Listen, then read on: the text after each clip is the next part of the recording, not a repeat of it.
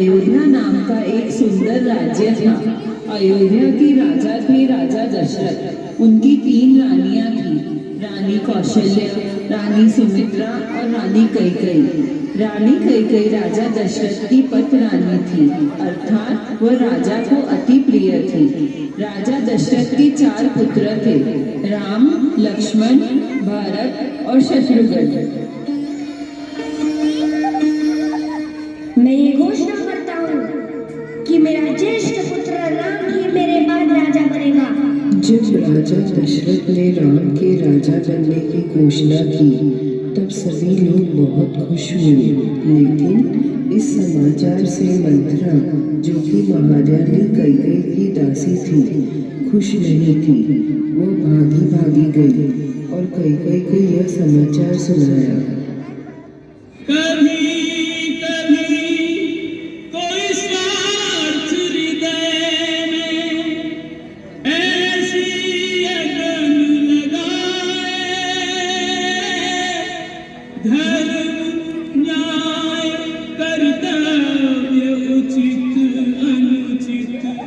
सब कुछ खो जाए,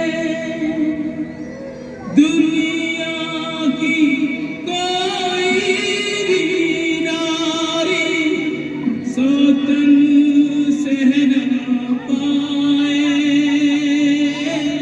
इसी दाहने के भी स्नेह और ज्ञान जलाए। इसी दाहने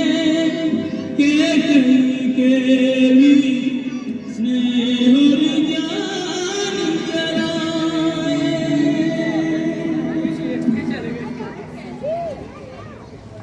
महारानी की जय। मैंने एक बहुत दुखद समाचार सुना है। राजा दशरथ राम को राजगद्दी सौंपने वाले हैं। अब आपके पुत्र भरत का क्या भविष्य होगा महारानी? क्या ये असंभव है? अब मैं क्या करूं? मेरे पास एक युक्ति है। क्या आपको याद है महाराज ने आपके 2 वचन पूरे करने का प्रण लिया है? हाँ, याद है महाराज ने मुझे 2 वचन दिए थे। तो क्या सुझाव है? अगर आप वह 2 वचन अपने पुत्र भरत को राजा बनाने के लिए प्रयोग करें तो मैं अपने 2 वचन से राम को 14 वर्ष के वनवास और भरत के लिए राज्याभिषेक के लिए प्रयोग कर सकती हूँ। तुमने बहुत उत्तम सुझाव दिया है मंत्रा। मैं तुमसे प्रसन्न हुई। सेवा करना ही मेरा धर्म है महारानी।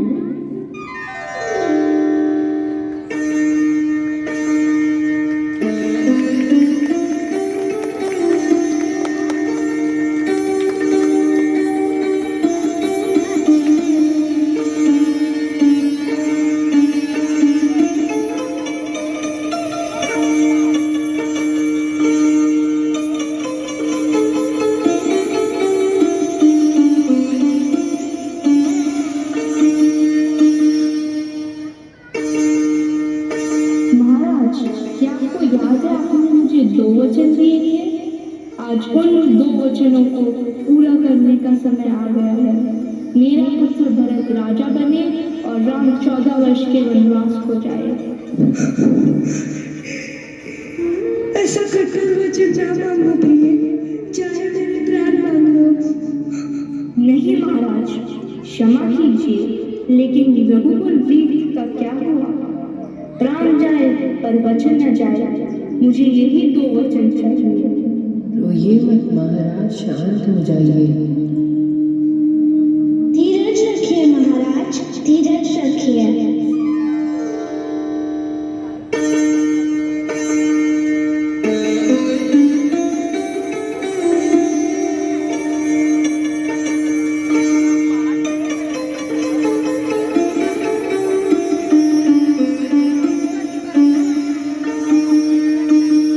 कैकेयी की जिद के आगे राजा दशरथ हार जाते हैं और उनका वचन पूर्ण करने के लिए राम, सीता और लक्ष्मण सहित वन के लिए प्रस्थान करते हैं। हमें आज्ञा दे पिताश्री, माताश्री।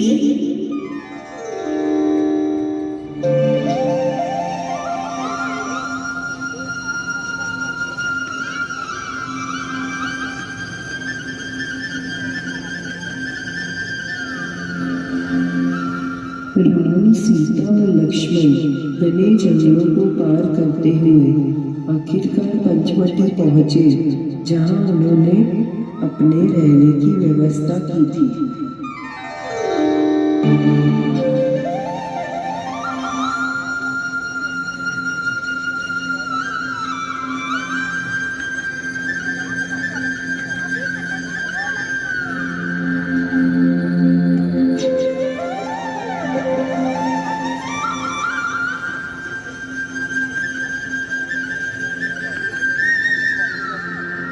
कई दिन बीत गए। इस दौरान जब सूर्पनखा ने माँ लक्ष्मण ने उसकी नाक और कान अपने तीर से काट दिए। अपमानित होकर सूर्पनखा ने यह बात अपने भाई रावण से कही। रावण ने प्रतिशोध लेने हेतु एक युक्ति बनाई, जिसमें मारीच नाम का एक राक्षस सोने का मृग बनकर पंचवटी के जंगल में घूमने लगा, जिसे देखकर सीता उस पे मुग्ध हो गई। यह कितना सुंदर मृग है। हाँ, ये मृग अति सुंदर है प्रिय। प्रभु, क्या आप इस मृग को पकड़कर ला सकते हैं? यदि यह मृग हमारे साथ रहेगा तो मैं अति प्रसन्न हो जाऊंगी। हाँ, मैं इस मृग को अभी तुम्हारे लिए लेकर आता हूँ। लक्ष्मण, मेरे जाने के बाद तुम सीता का ध्यान रखना, उन्हें अकेला मत छोड़ देना। जैसी आपकी आज्ञा भैया। राम सीता के लिए मृग लाने के लिए निकल गए और बहुत देर तक वापस नहीं आए। बहुत देर हो गई। प्रभु राम अभी तक लौटे रहे। लक्ष्मण, लक्ष्मण, हे सीते, हे सीते। लक्ष्मण, देखो, प्रभु तुम्हें अपनी सहायता के लिए पुकार रहे हैं। हे माते, यह मुझे किसी मायावी शक्ति का कार्य लग रहा है। आप चिंतित ना हो, भैया जल्दी घर लौट आएंगे। नहीं लक्ष्मण, मेरे आज्ञा का पालन करो। जाओ, प्रभु को तुम्हारी सहायता की आवश्यकता है। ठीक है माते, किंतु आप इस लक्ष्मण रेखा को पार नहीं करना।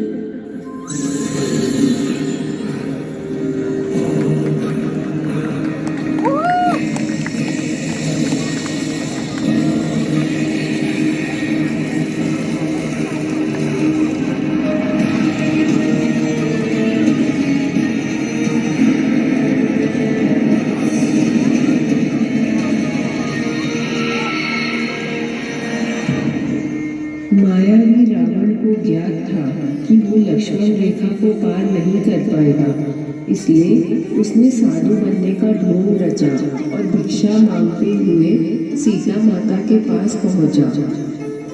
भिक्षा दे, भिक्षा दे।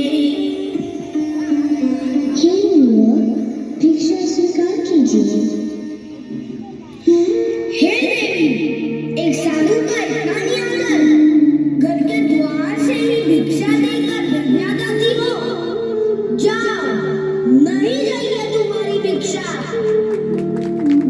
नहीं, रुकिए, मैं आती हूँ।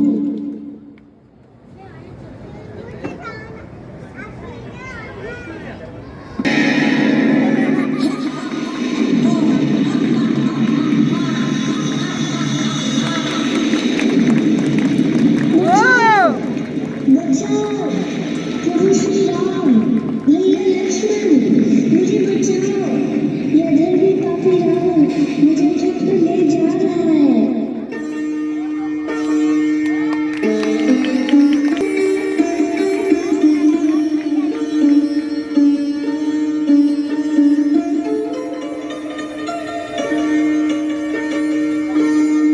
जब राम और लक्ष्मण मायावी मारीच का वध करके वापस आते हैं तो सीता को ना पाकर उन्हें किसी चाल से सीता के हरण की आशंका होती है और जटायु से मिलने के बाद राम समझ जाते हैं कि लंकापति रावण ने ही सीता का हरण किया है। इसलिए वह वानर राज सुग्रीव की सहायता के लिए निकल पड़ते हैं, जहाँ उनकी भेंट हनुमान से होती है। इस घने जंगल में आप जैसे राजकुमार क्या कर रहे हैं? कहीं रास्ता तो नहीं भटक गए? कृपया अपना परिचय दें। मैं चंद्रवंश दशरथ पुत्र राम हूँ और ये मेरा छोटा भाई लक्ष्मण है। क्या तुमने हमें सच में नहीं पहचाना हनुमान? मैंने आपको पहचान लिया था प्रभु, सिर्फ आपके आने का तात्पर्य नहीं समझ पाया। लंकापति रावण ने मेरी पत्नी सीता का हरण कर लिया है। उसे ढूंढने में मुझे सहायता चाहिए। केवल वनराज सुग्रीव से आपकी सहायता कर सकते हैं। आप मेरे साथ आए प्रभु, मैं आपको उनके पास ले चलता हूँ।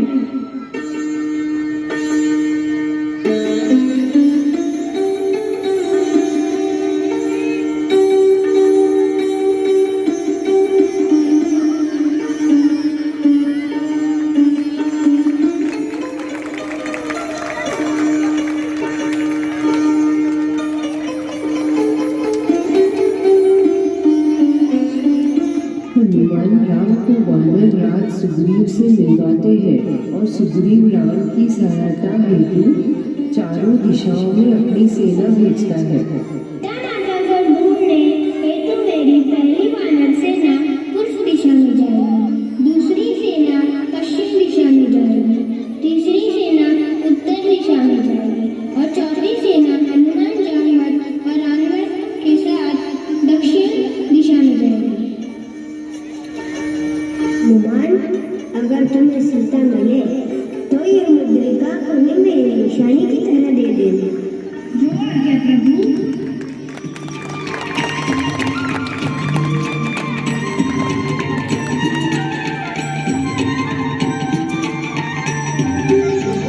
तीनों लोग तेरा उजियारा, दुखियों का तूने काज सवारा। तीनों लोग तेरा उजियारा, दुखियों का तूने काज सवारा।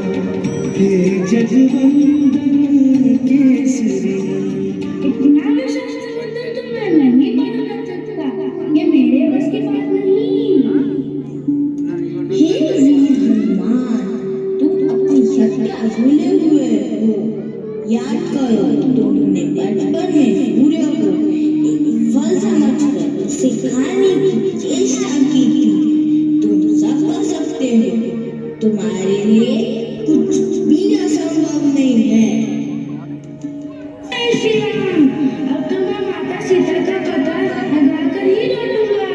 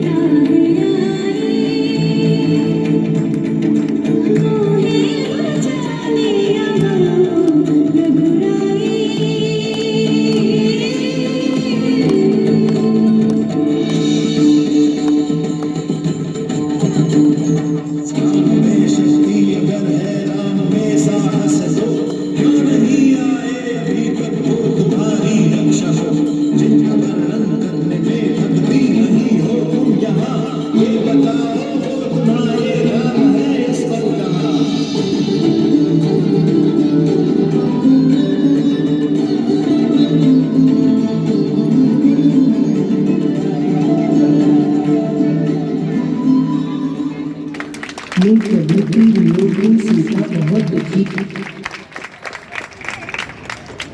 सुंदर अशोक वाटिका के फूल भी उन्हें अप्रिय लगते थे। जय श्री राम।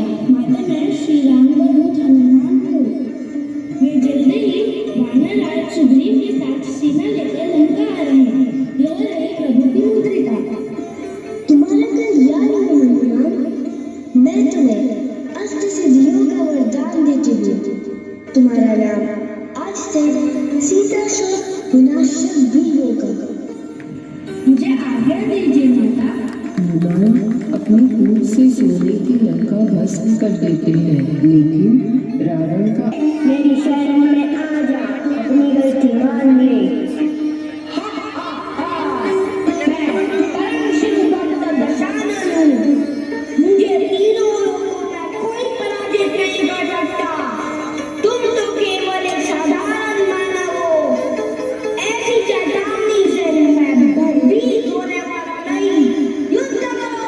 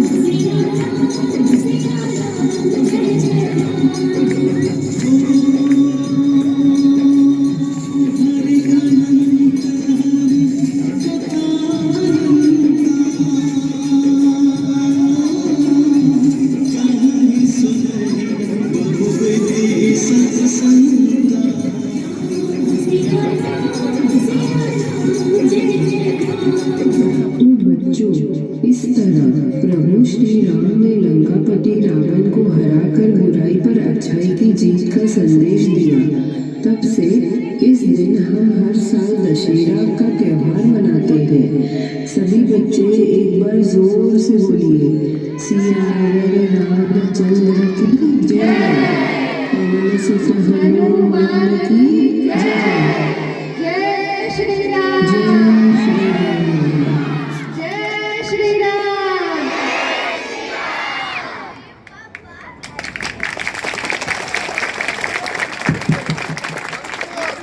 थोड़ी देर